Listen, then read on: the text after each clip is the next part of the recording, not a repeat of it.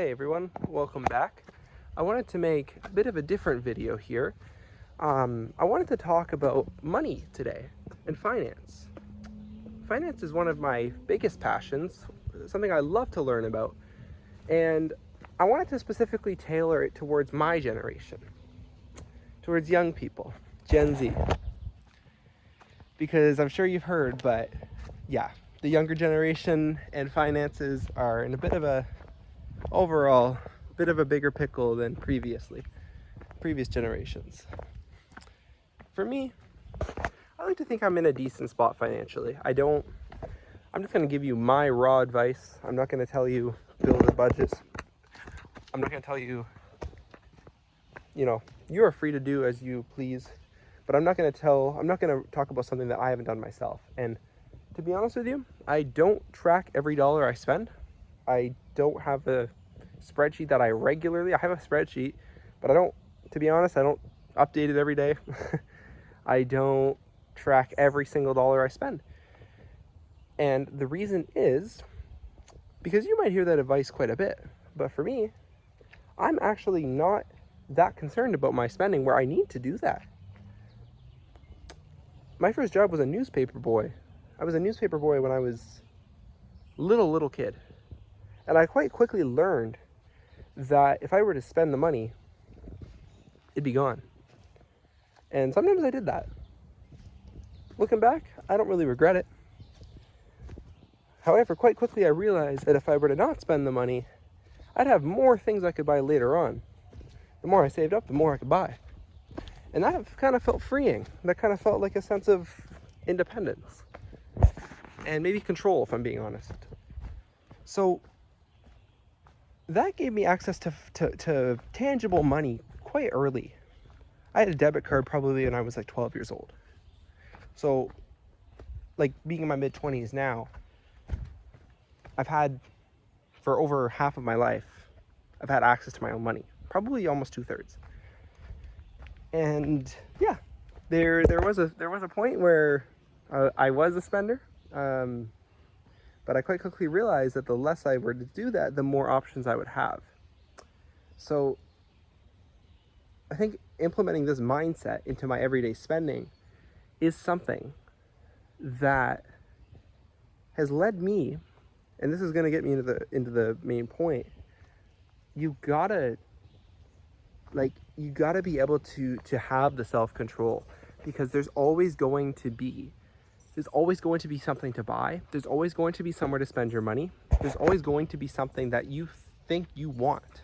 That's just part of human nature. That's how we got to where we are now. But I quite quickly realized that the longer I delay that gratification, the more I can prepare.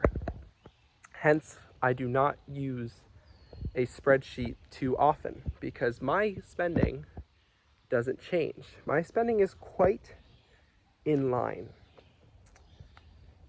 I buy the odd takeout item. Sometimes I'll buy a piece of clothing or two, very rarely, because I feel like I already have enough. Sometimes I might give some money. That always feels great. I want to work on that.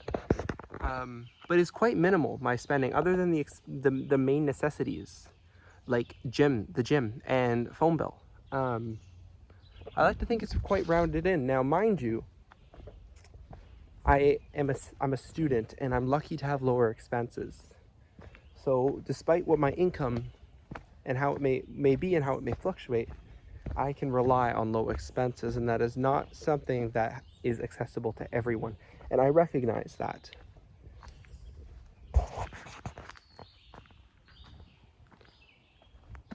Now, I was unemployed for a little while.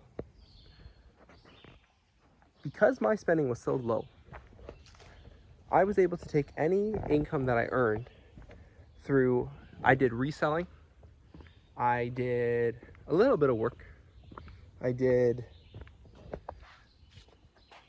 flipping, churning. Any income I earned, I was able to save. And moving from when I was 18, I did not go to post-secondary at 18. I'm a student now, but I wasn't ready at 18. So I was able to wait and to prepare and to save all of my income. Because I really didn't want to do the online learning at 18. I was able to save all this money. And to be looking back on my past, my upbringing, I still had that mindset of, I don't have to spend what I'm earning right away. I can put it away and use it later. My parents always taught me that. And that's what I did. I had a friend who had a parent who was pretty wealthy. They were a doctor and they had a nice house. And he started telling me about his stocks. And I, at the time, was 17 years old, just about to turn 18, mind you. And he was telling me about his stocks. And I just, if I could visualize it, what entered my mind was like a scene from The Wolf of Wall Street where they're active trading. But I very quickly realized that through the way he was describing it, it's actually much more simple than I thought.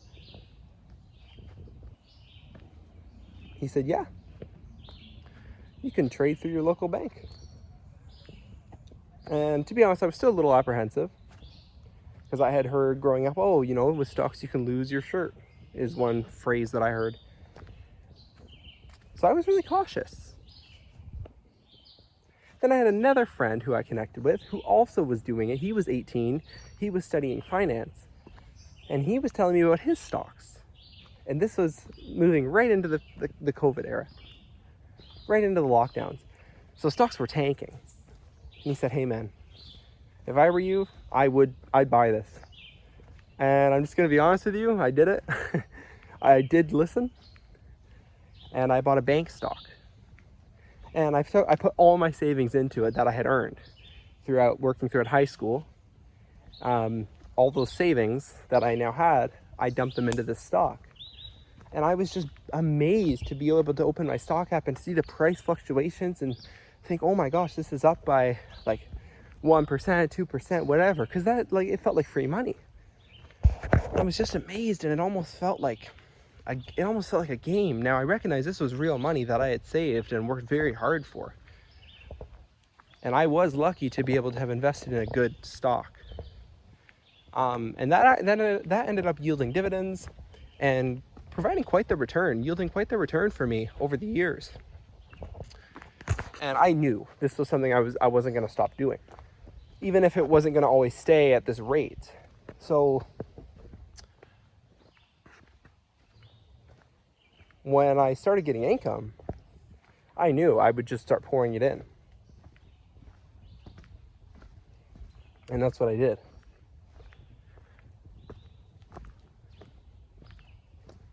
Any income I earned, I would just pour it into investments. I really like ETFs and index funds. I like those because they are low, very, very low fee. Very, very low fee. And they're quite easy to buy into.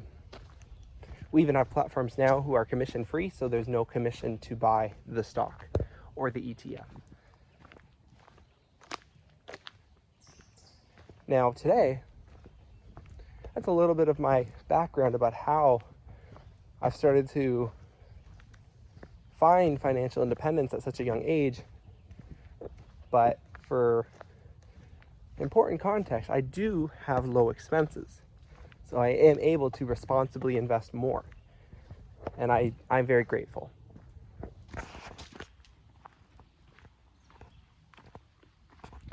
Because if I'm being honest,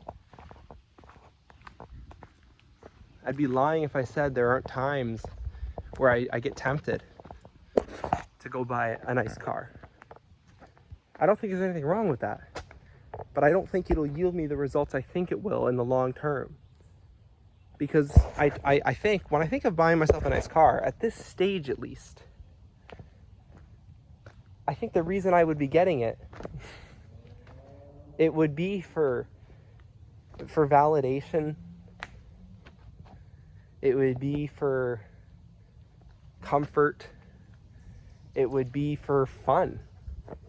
These aren't bad things inherently, but I look and I ask myself, well, what long-term benefit will this actually provide? Other than fun. Like, other than my car I drive now. Sure, it'd be fun to whip around in, for sure. I'd love to have a nice luxury car. But at what cost? For me, in my financial position, it's just not time. Because my money has so much compounding to do. So I've decided to hold off on that and to continue to keep my expenses very low. My investments have started to make more money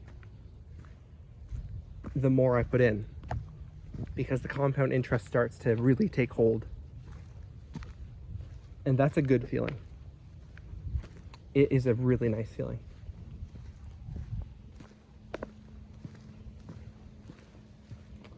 I would say one of the reasons why I think so many of us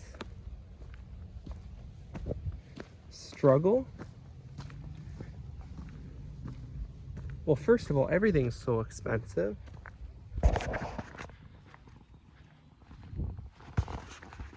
But second,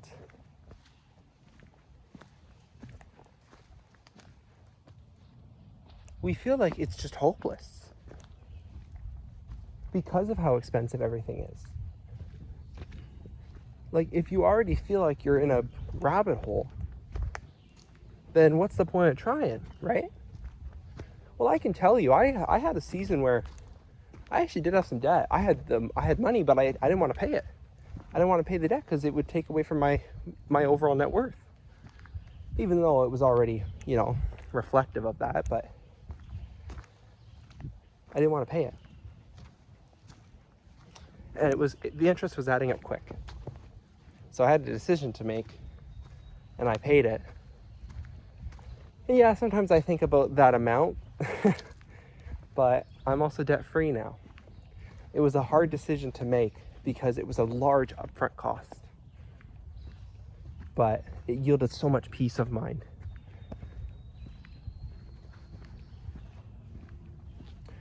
I truly do think that the first step to having financial freedom and independence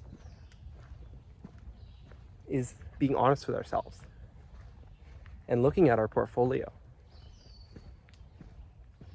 I know a lot of people my age, we're going to have student loans, maybe a car loan, rent. So we have to be honest with ourselves and account for these things if we are to make a plan. Because I know for me, like, when I start taking on more tuition, I'm going to have a bill to pay. And I'm recognizing that the income I'm contributing now probably won't be the same income I'm contributing then.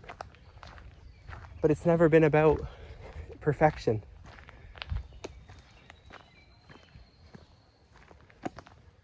Like, we're talking like, you do like $100, $200 a month. Like, you pay your debt and you can pay your debt and invest together. We don't have to have all or nothing thinking, even though everything is so expensive. I truly do think these are making decisions for yourself.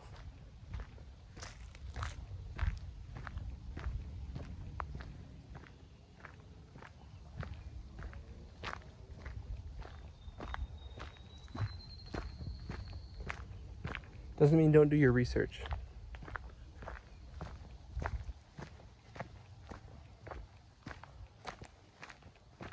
But to be honest, if I could go back, I wouldn't do anything different.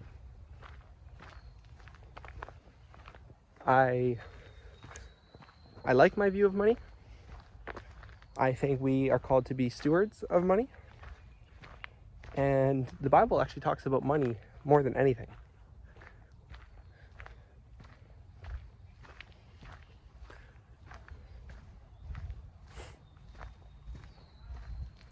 Jesus taught on money as much as sin. That's all for today.